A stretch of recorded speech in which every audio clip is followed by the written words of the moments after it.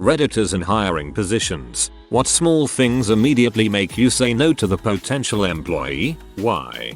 I just look for honesty and some self-respect. The roles I hire for are fairly entry level, so you don't need to be amazingly qualified or anything. I get a lot of young people for interviews, and what annoys me the most is when they arrive dressed in casual clothes. I don't disregard their application over clothes, but I do sit and wonder why their friends or parents or partners let them come to an interview in such sloppy clothing.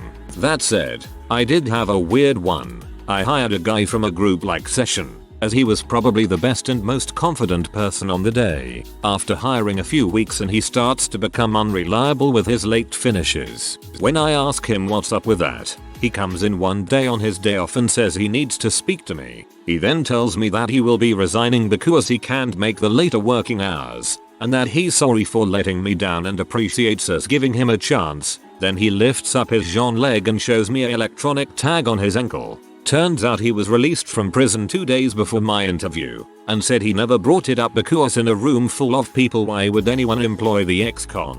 When I thought about it, he's probably right. Me and my colleague who were interviewing probably would have influenced our decision on him if we knew, and he said he just wanted a fair chance. So the tag prevented him from being outside his home after 7 PM, as he was charged for supply when younger. I ended up calling the parole officer and the HMRC and eventually altering his curfew on the basis that I said he would have to be jobless if they didn't, and if you don't allow him to have a legitimate job, what are the chances of him re-offending gonna be? Ended up being one of best employees for a while. Thanks for being a good person. I don't have a criminal history, but goodness, people mess up and society seems to root for them to never get back on track. For phone Skype interviews, don't Google every question I ask you to get the right answer. It's a dead giveaway when after every question there's 10 seconds of umming, and then a textbook answer. You'll be surprised how often this happens. I did a lot of phone interviewing of programmer candidates at my last job. There's nothing like hearing the tickety-tack of a keyboard after each question. Like, holy crap. Dude, get a quiet keyboard if you're gonna do that crap. The most fun is hearing other voices whispering in the background. I guess it at least shows the candidate is all about teamwork. When the interviewee ignores the person who asked the question and instead talks to the person they think has the most power in the room.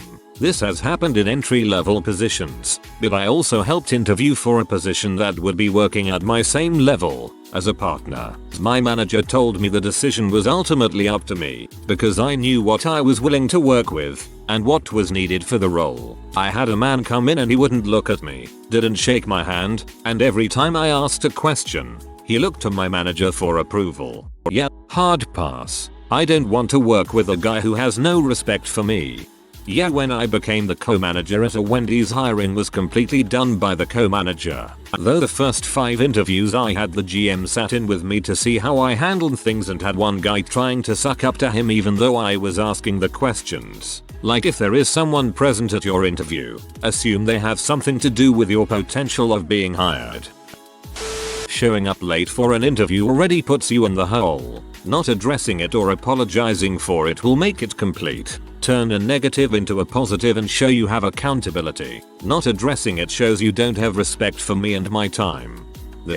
Much more this than the more upvoted comment saying being late is a deal breaker. I don't care if you're a little late if you are apologetic and seem embarrassed or regretful when you turn up. That shows me that even though you've met a challenge and made an error, you can be humble about it, apologize, and move forward. People that showed up to an interview in dirty sweatpants and a hoodie or whatever, and had no idea what the position really was. Pharmacy tech assistant. It happened more than once. IDK man, I just want money. 1. Check your grammar and punctuation over and over. Correspondence via emails should be professional. 2. It's not a time to use shorthand, like you would in a text message to friends. Bad grammar in emails usually catches my attention right away. In a negative way, there was a young woman interviewing for a position with me who was very creative and extremely qualified.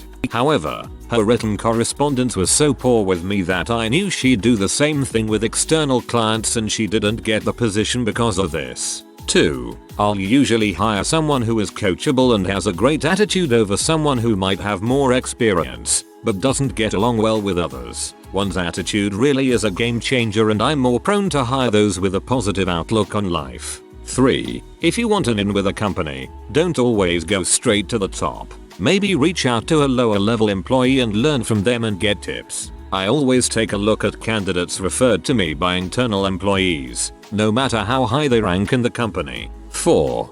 Be genuine and authentic. I love candidates who straight up tell me, look, the last few years have been really hard for me. I jumped around jobs, and looking back, I realize I could have stuck them out longer. But I learned from the experience and I want to do better. We are humans. 2. We get that life can be tough, so I appreciate people who are real and authentic. 5. And lastly, don't be an excuse maker and go on and on about issues. This makes me think you'll do the same in our corporation.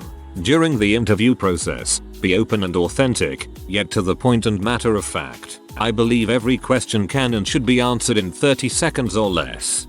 I once received a resume where the person misspelled proofreading. Of all the words to screw up, I still wonder if it was meant as a joke.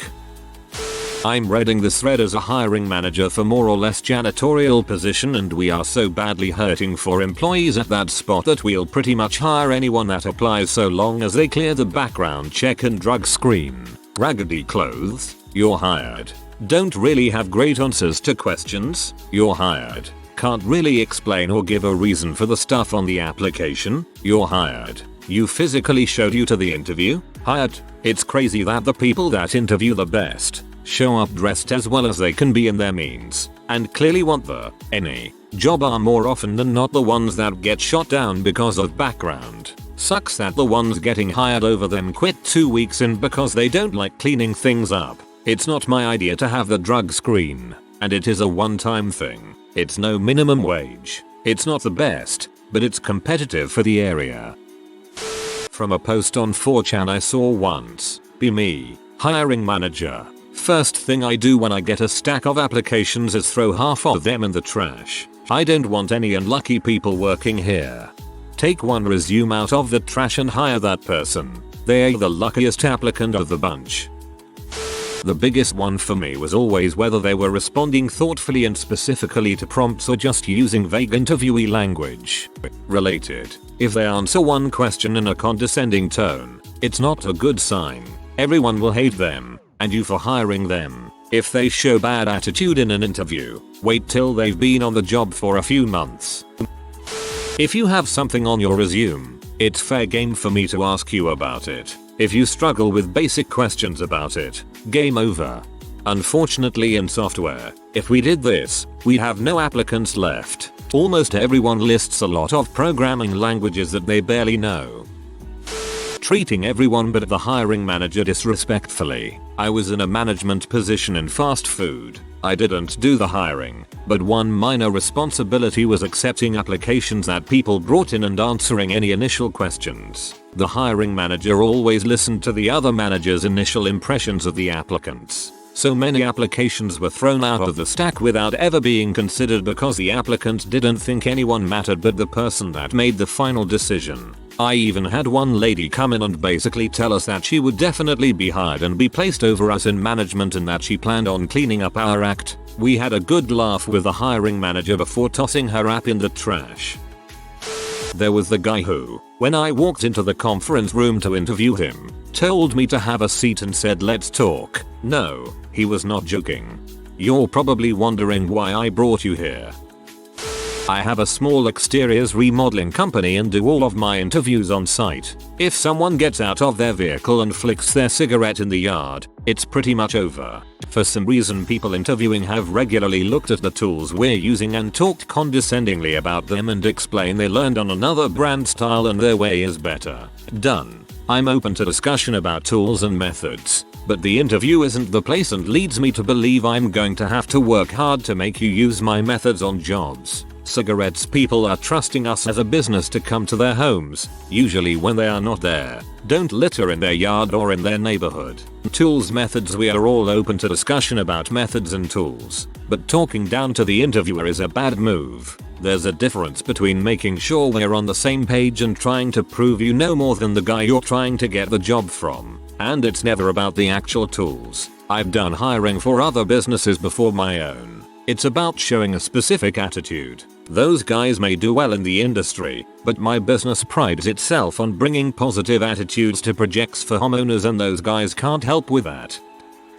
How seriously do you take the position? I hire for an admittedly very easy job. I had a guy tell me he only wanted the job because it was really easy and he wouldn't have to take it seriously. He was one of 100 applying for 6 spots. He didn't get it, and every time he interviewed for that spot after I knew I wouldn't hire him. For the people asking why honesty mattered so much, the job is very easy, but we work with extremely valuable equipment and a mistake can cost us hundreds. Someone who's going into the position openly not taking it seriously when 100 are going for the same spot isn't something I want, since you'll naturally take the job less seriously over time. Also, I've only interviewed him once a semester. It's totaled maybe 3. In his place we hired awesome employees who are up for management positions. I have no regrets.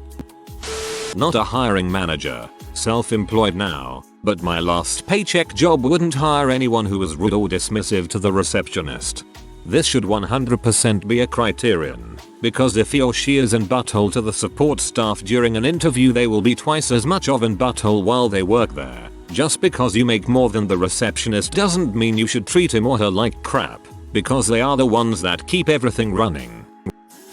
Embellishing job applications, like dating profiles. A little embellishment is expected to make yourself look good, and most people can read between the lines, but I once had a dude, when writing down his responsibilities at his previous job, put a bunch of things like used whisk, spatula and other kitchen utensils to circulate sauces and ingredients to bring all food to adequate cooking temperature when being prepared. It was all written like that. This guy supposedly had like 5+ years experience, and best he could give me was a fancy way of saying he stirred crap. I got a text message response to a voicemail I left responding to an application saying, "Hey, I'm at the Steelers game, so I obviously don't want to talk about a job today. How's Monday looking for you? I'm available 8 AM to 10 AM. I didn't even respond. I called an applicant who answered, "Who is this frick you want?" and I went on to further embarrass him by informing him I had wanted to talk about an application, but never mind. He proceeded to tell me I was a lying bee and that my area code on his caller said I was in a different city, and he's no idiot. Literally the neighboring area code. So the small things? I won't hire total buttholes. How can people be this dumb, LMAO? We are the company you applied for, you lying bee. When I was a hiring manager, it was quick, edit, fluffy and BS kinda quick, not the good kind of quick, responses to my questions. Good example of things I did like to see: when I asked one person a detailed question, the interviewee said, "That's not a question I get too often, but it's something I want to be tactful about. If I were to think about it for a second." Cue response. It really impressed me how they were honest and very professional about not having an immediate answer, which happens day to day in the industry I was formerly in. I wanna add that I don't hate quick responses, not sure where that was seen, but neither myself nor any interviewer hates quick responses. We just like the thorough and clear ones. So answer quick or slow, whatever floats your boat. That's a relief to hear. Usually, I only take a second or two to think of an answer, but I just recently had an interview where I took around 5-10 seconds to answer most of their questions. So painful. At least I can look at it as being honest and thoughtful, lol. One last thing. If you have an objective on your resume, make sure it applies to the job at my company. I can't tell you how many times people have an objective about getting a job in XXXX. That is not my company. Remember to update this.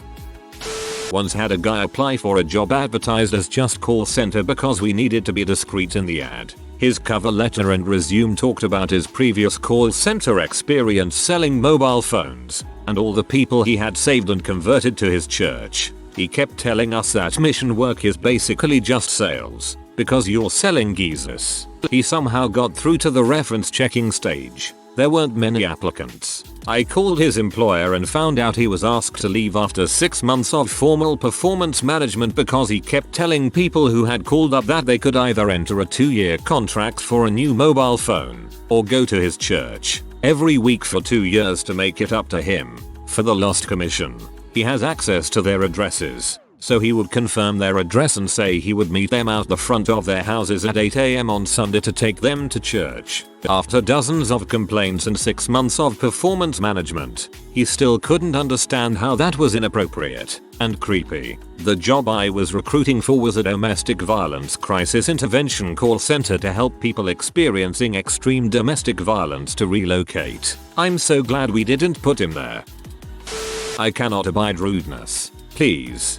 Thank you. Excuse me. Pardon. You're welcome are basic. Disparaging comments about other people just tell me you have no substance of your own and I would hate working with you. Arrogance is just another way of telling me I'm going to have to manage your ego and I cannot be bothered. You can have the best experience and qualifications in the world, but if you come across as a bell end, I don't want you. Sorry. On a side note, it makes me sad how many people get passed over for their age, family situation, medical needs, etc. You can't outright say it legally, but it's super obvious that this happens with a generic excuse thrown in their faces. The best employees I've had come with a little baggage. Don't write them off. They tend to be super grateful, and while you have to make some accommodations, flex hours for childcare, extra breaks to administer medication, can't do certain things because of a disability etc. They usually go above and beyond for an employer and their clients that treats them right, and that attitude is really the number one thing in my book.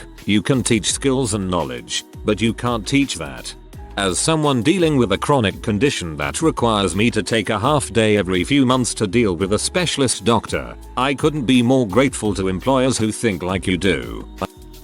When I ask a relevant question pertaining to the job they're trying to get hired for and they say, "Why do you think you need to know that?" Those were the exact words from the guy I was asked to interview. He did not get the job. The question I asked was about BFD, bidirectional forwarding detection, and whether he'd used it in place of a routing protocol's inherent link failure detections. It was relevant because we do it for some customers and it's kind of important you are familiar with it.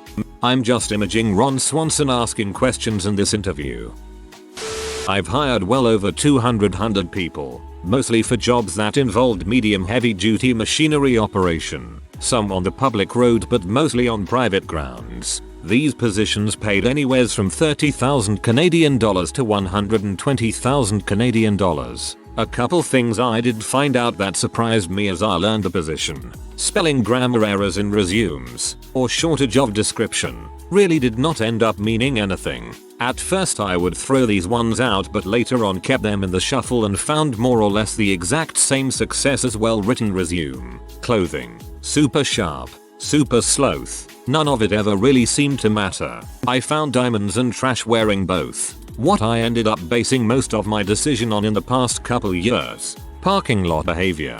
I didn't care what vehicle they showed up in, but as time went on I discovered that if it took someone more than 20-30 seconds to find a parking spot and get parked, they were useless with the machinery I needed them to operate, regardless of qualifications. Likewise with guys that thought they nailed the interview and then gunned it down the road when they hit the street. I found hiring those guys always became huge safety concerns. No word of a lie. Parking lot behavior ended up providing me with about 50% of the info I wanted on hiring a guy. Once saw the guy park in about 15 seconds flat. He also left the parking lot in the exact same manner he came in. Totally bombed the interview and the Homer Simpson tattoo didn't help, but the guy ended up being my train the trainer on a few pieces of equipment. If I'm gonna trust you with 5,000,120,000 lbs of machinery, I better see that you can operate your own vehicle. I hire for very specialized positions. I know that most people won't have direct experience with this kind of material and I don't expect them to, but I want them to show some level of personal interest. Like, give me any indication that you care about this, anything at all. I won't hire people who are instantly resistant to feedback. I made that mistake in the past. I hired someone extremely talented who didn't require much oversight, but the smallest thing would make her so defensive and it made things very adversarial and uncomfortable. She was awesome at her job, but that dynamic was terrible and I had to spend insane amounts of time just trying to shape our relationship into something positive and collaborative. Show me you're smart and want to work together and that we can create cool things as a team. The whole point is to combine talents, bring out the best in each other, and support each other to help each person grow creatively and professionally, not to go isolate yourself, do your work, and insist it's perfect just the way it is 100% of the time.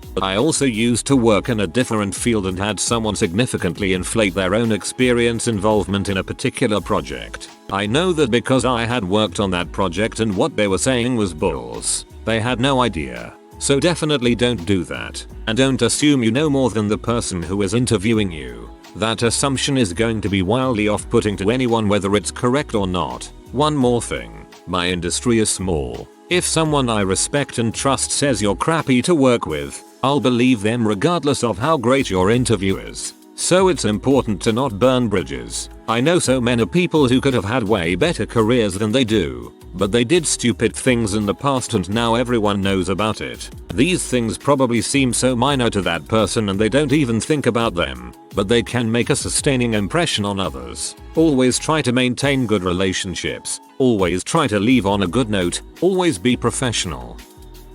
When someone comes for the interview and doesn't say hello or is rude to the secretary, the receptionist or the cleaning worker, we will not hire them.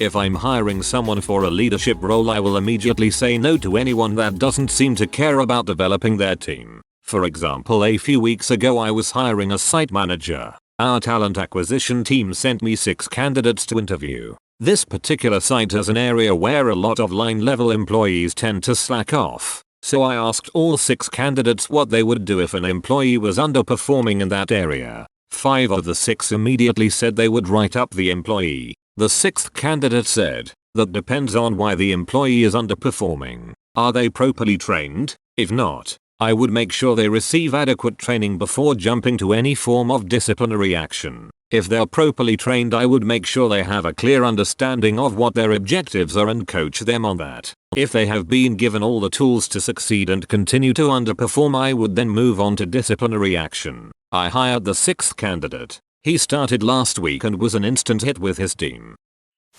I worked for a chain pizza place as my first job when I was 16. We were one of the only places around that still accepted paper applications instead of online. One day, a dude came in with his application, and he had eyes only for my manager, the only one wearing a button-up shirt instead of a standard uniform, and wouldn't talk to anyone else. My manager told him to walk over and give the application to me, as I was the hiring manager. I wasn't. I just made the pizza dough and grated the cheese. His attitude changed immediately, kept trying to shake my hand and call me sir. She later told me that she only did so because she wanted to see how he would treat the people he would be working with every day, not just the people whose butt he had to kiss. It really made me appreciate her as a boss, and though I don't work for her anymore, we're still friends. There aren't any small things that make me immediately say no. I want to see how you'll be at your job. Everyone makes small mistakes. I don't care if your resume has a typo in it. I care if you lied on it. Automatically dismissing people because of something small is like throwing away half the resumes because you don't hire unlucky people. Ha, that unlucky thread was a fun one. During an interview I spotted a kettle and tea in the corner. I jokingly said I'd love a cup of tea, then to my horror the interviewer got up, boiled the kettle and served me tea. I ended up getting the job. I hired someone who talked so much throughout the interview I didn't get a word in. I gave her a second interview and she did the same thing. But there was something about her that made me think she'd still be good at the job. She was and still is an awesome employee, working in kids entertainment, but is hopeless at interviews, meetings, paperwork, etc. Never judge a fish by its ability to climb a tree, as they say. PS big nose for me would be swearing, no eye contact, and being late. If you are new to the channel, you can subscribe. I publish new videos every day. Until then, check another video.